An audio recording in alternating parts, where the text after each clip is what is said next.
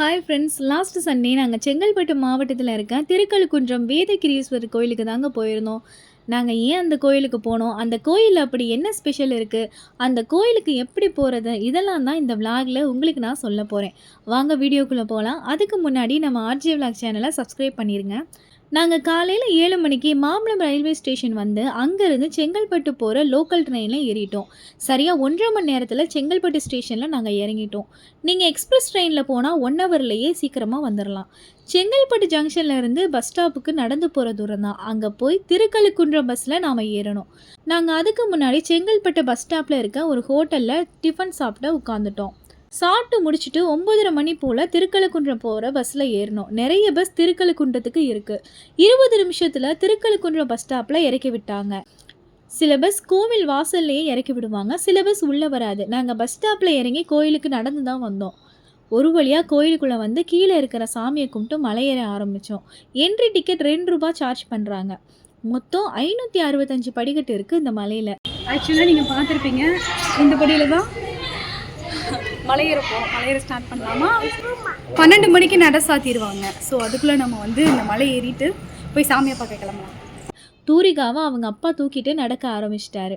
100 படி கூட ஏறலாம். அதுக்குள்ளே செம்மையாக மூச்சு வாங்க ஆரம்பிச்சிருச்சு. உட்காந்து தான் மலை ஏறி போகணும். மேலே குடிக்கிறதுக்கு தண்ணி எதுவும் இல்லையா. ஸோ தண்ணியெல்லாம் கீழேயே நீங்கள் வாங்கிட்டு போயிருங்க. இல்லை ஒரு 3 லிட்டர் அந்த மாதிரி வாட்டர் கேன் எடுத்துகிட்டு போயிருங்க. அதுலேயும் ஒரு படிக்கட்டு பார்த்திங்கன்னா செங்குத்தாக இருந்துச்சு. அதுதான் எங்களுக்கு ரொம்பவே சேலஞ்சாகவும் இருந்தது. படிக்கட்டு வழியாக நடந்து மலைக்கு போகலாம். அப்படி இல்லைன்னா இன்னொரு பாதை இருக்குது, அது மலைப்பாதை. அந்த வழியாகவும் நீங்கள் நடந்து போகலாம். 2 லிட்டர் தண்ணி கண்டிப்பாக வாங்கிட்டு போயிருங்க. மலைக்கு மேலே எந்த கடையுமே கிடையாது. வயசானவங்க இந்த மலையில் ஏறுறது ரொம்ப கஷ்டம். ஆனால் நாங்கள் போயிருந்தப்போ சில வயசான அம்மாலாம் உட்காந்து மலை ஏறி போயிட்டாங்க.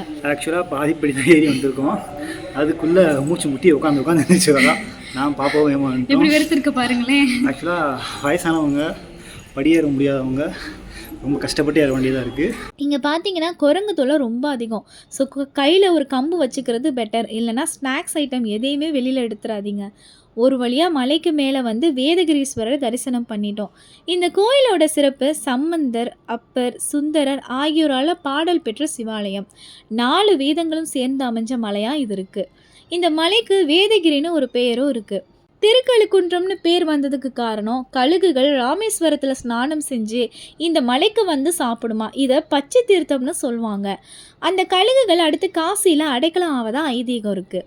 இறைவனை வழிபட பாத்திரமின்றி தவிச்ச மார்க்கண்டேயருக்கு இறைவன் சங்கை உற்பத்தி செஞ்சு தந்ததாகவும், அது முதற்கொண்டு 12 ஆண்டுகளுக்கு ஒரு முறை அங்கே மலைக்கு எதிரில் இருக்கிற குளத்தில் சங்கு பிறப்பதாகவும் சொல்லப்படுது.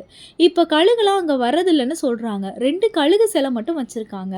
கோயிலோட டாப்ல இருந்து கீழே பார்த்தா செம்ம வியூ இருக்குது. கீழே இருக்கிற கோயிலும் தெப்பமும் நல்லாவே தெரிஞ்சுது.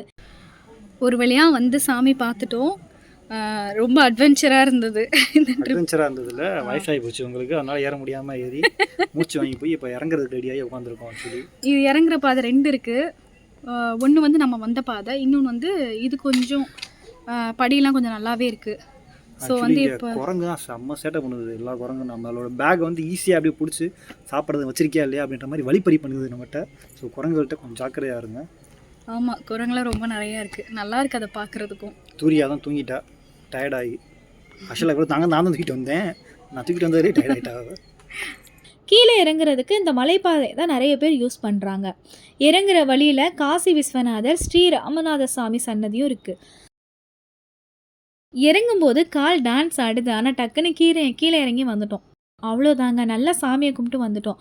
மறக்க முடியாத பயணமாக இது எங்களுக்கு அமைஞ்சிருக்கு. நீங்களும் கண்டிப்பாக ஒரு நாள் திருக்கழுக்குன்றம் மலைக்கு போய் வேதகிரீஸ்வரரை வேண்டிட்டு வாங்க. மறக்காமல் நம்ம ஆர்ஜே விளாக் சேனலை சப்ஸ்கிரைப் பண்ணிடுங்க. நன்றி, வணக்கம்.